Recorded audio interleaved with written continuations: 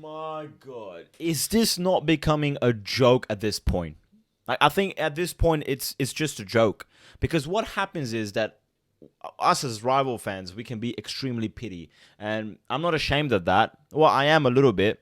It's like every single week you sit here and hate watch your rival team. Liverpool in this case that I'm talking about. And you just hope that they slip up. You know, an early goal from the opposition, a red card perhaps, but nothing seems to stop them. They have faced every single obstacle on the way. There is no weak point in this team. And I am losing hope. I lost hope a couple of weeks ago, but I think it's not just if you just forget about the points. If it's just a manner in which they win these games that are so impressive, and you can't help but just that's all you can do because like in a Premier League that's been competitive since the drop off of Manchester City, they have made it extremely dominant from their point of view. They have dominated the Premier League. It's not just the points. It's just the manner which they win these games. There's no weak point. The attack, firing on all cylinders. It's 3 points after 3 points. They score the most goals. They concede the less. They concede the least goals compared to any other Premier League team. It is absolutely insane that they're on their way to win not only the Premier League, but also the Champions League. And I think they have an extremely good chance of doing that, winning the double. Just because of the fact that they could wrap up the Premier League so early, because the point, the gap is so significant that they could just wrap up this very early. And I say that, and a lot of Liverpool fans are like, it's still too early, it's still too this. But like, if you really think about it, it's not though, right? Like, it's not just talking about Liverpool. It would need an absolute capitulation from Liverpool, an absolute bottle, which I don't feel like they have that in them. But it would take an absolute bottle for them to not win this league. I think like it's insane. Like they have more chance of winning the league than to not win the league, bro. And the reason I say that is yes, we're confidence in Liverpool to sort of go all the way. But it's also the fact that the other teams are not up to par this season. They're just not, bro. You look at Arsenal. We've just lost our best player in Bukayo Saka. We were inconsistent previously. We're even more inconsistent now as well. And then you have Chelsea. Chelsea are incredibly impressive. They're having an incredibly impressive campaign. However, they still don't have that centre-back partnership that would be like, okay, that's the missing piece of puzzle that could sort of, stretch along the way. And it's obviously it's a brand new squad with a brand new manager as well. And it's a young squad as well. Then you've got Man City. Man City, even if they go on the 10-15 game run, let's just say, the gap is huge, bro. It's a huge gap. And I don't think Man City this year are going to catch up. That it leaves no one that is competing with Liverpool. Liverpool at the moment are in their own league. They're in their own league. And it's so frustrating to watch them play because obviously it's frustrating from a rival point of view, but I think Liverpool fans would be over the moon, man. They will be over the moon. There's not much to talk about the game, right? Like, it's an absolute domination by Liverpool. If you really look at it, the stats speak for itself. It's like 22 shots compared to the West Ham 7. Possession is dominated by Liverpool as well. But look at some of the names here, bro. Like, we've got 5 different goal scorers. We've got Diego Jota, Trent Alexander-Arnold, Salah, Gakpo, and Luis Diaz. If you look at Liverpool's front line, it's not just the fact that all of them are contributing to the goal. It's like they have different profiles. They have different ways of absolutely killing the opposition. And that is what's most impressive about Liverpool.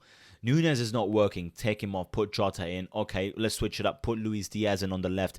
The only thing that's constant in the Liverpool attack, in the Liverpool front three, is the right-hand side, Mo Salah. That is the only thing that's constant. And we're going to talk about Mo Salah because Mo Salah is currently on his way to win the Ballon d'Or this season. He is having one of the greatest individual campaigns a player could have, bro. And I love the fact that Mohamed is getting the recognition he deserves because he's been deserving it. He's been deserving this for such a long time, bro. He needs to get his flowers because he's absolutely dominating the league. And I'm going to look at the Premier League right now. If I look at the stats at the moment in terms of goal contribution, just in the Premier League, God knows how much he has in terms of overall comparing the EFL Cup, the FA Cup, as well as the Champions League. But if I look at the stats, he's got 17 goals and 13 assists this season, which is absolutely insane looking at the fact that we've only played 19 games. We're only halfway through the Premier League title. the Premier League campaign, sorry. And it's absolutely amazing for him to achieve what he's achieved. That is incredible to me, man. Like, Mo Salah, like, I hope to God he doesn't get any injury. I hope he doesn't, because at the moment, Mo Salah has contributed to more than 67% of Liverpool's goals. And if it wasn't for him, God knows where Liverpool would be. They will still be competing, but they wouldn't be, like, as dominant as they are at the moment without Salah. Yeah, 17 goals. And if you look at the assists, that 13 assists, that's insane to me, bro. You've only played 19 games. You have no right to do that. No right to do that. That is insane. And look, at the moment, what can I say? I just have tremendous respect. At the moment, Arne Slot, Liverpool Football Club, the fan base as well. Look, I think Liverpool fan base are not very delusional compared to the other ones. I know our fan base, the Arsenal fan base, United, Chelsea, and Tottenham. We're the most delusional out of all of them, but I think Liverpool fan base is the only fan base in the top 6 that are not very delusional. They need to know. They need to be very certain when things happen. Like at the moment, they're still saying that we're not winning the title. It's still a long way to go. Whereas I remember Arsenal a couple of seasons ago when we bottled a 9-point lead, we were already making like Christmas sweaters saying Arsenal's going to win the league, and we had merch printed and all that kind of stuff. So the delusional levels are, very stable in the Liverpool fan base compared to the other fan base. And it's just overall, it's a delight to watch, man. Like, I mean, if you really look at it, it's very exciting football.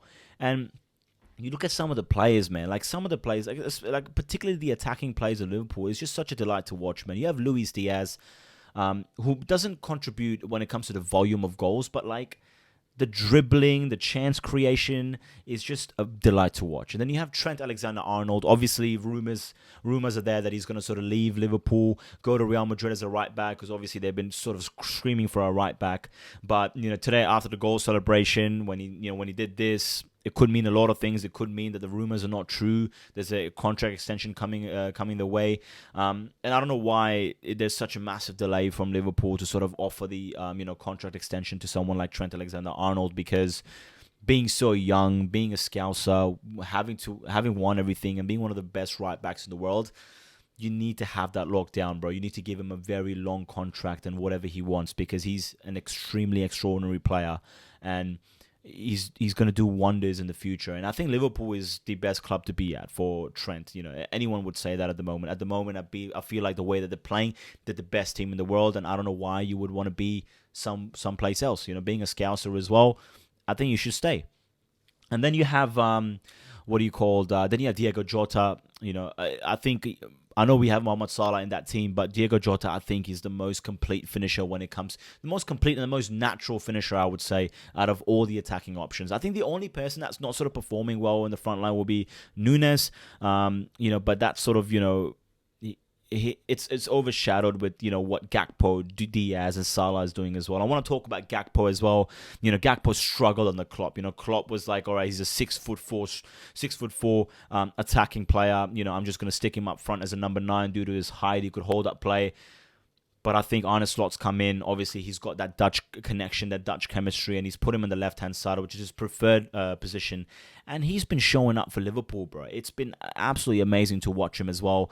Banging in the goals, creating those chances, those assists, dribbling. Curtis Jones as well, another player that is extremely exciting, that goes under the radar. Then you have the most improved player in Ryan Gravenberch, who's absolutely revolutionized Liverpool's midfield in terms of, there was crying out for Zubamendi I remember in the transfer window, but Gravenberch has made Liverpool fans forget anything about a transfer. Like, if he stays fit throughout the entire season, I think you don't even need to sign anyone in January.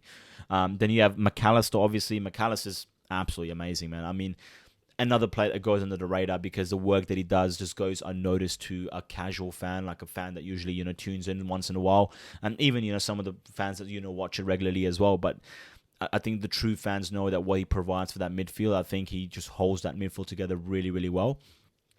And then obviously at the back line, Van Dijk is Rolls Royce, bro. Like, you pair literally anyone with Van Dijk, he's still going to be Rolls Royce. And it's absolutely amazing. And obviously, the video that came a couple of days ago about when they asked him, has there ever been like a Dutch, captain that's, led Liverpool to a title, and it's never happened. And it was a nice sort of video. I think it was posted by Liverpool on the Instagram page, but it was really nice to see that. It was, but honestly, like, looking at it, 5-0. I mean, West Ham made it extremely easy as well, and I think it would be underperforming by Liverpool as well, because Liverpool could have scored more than 5 goals. I think Salah would have been disappointed in himself not to get a hat trick.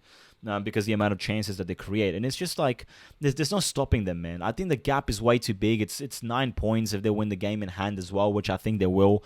There's no reason to do that. They might be, they might lose here and there. They might even draw a couple of games, but that's what you have the gap for. That's what you have the 9-point gap for, to be able to have that buffer, even if you sort of slip up here and there. The only thing that they gotta hope is not to get any major injuries. If they don't get any major injuries throughout the entire season, bro, they're gonna go all the way, bro. Champions League as well. They have a very good chance of winning the EFL Carabao Cup as well, which are hoping Arsenal wins, because we are absolutely twerking for a trophy, and I really want to win the EFL Cup. So I hope Tottenham knock him out, but I don't think that's going to happen at all. But look, I've gained so much respect. I wasn't like this previously, but when the football is so good that you can't ignore it. You can't ignore it, and no matter how, I'm still gonna hate watch every single week. Right? But that doesn't mean that I don't respect that team, and that doesn't mean that I don't think that they deserve it. They definitely deserve it. They're 100% deserved winners if they continue on like this. And Mohamed Salah, Ballon d'Or, Alhamdulillah, bro, mashallah, bro. Someone named Muhammad's going to win the Ballon d'Or, hopefully, inshallah, in the future. So let me know in the comments below what you guys think. Make sure you guys subscribe so I can have more content like this as well. Like the video as well. Comment what you guys think Liverpool's going to do to the end of the season, where they're going to finish. Are they going to win the Champions League or not? And I'll see you guys in the next video.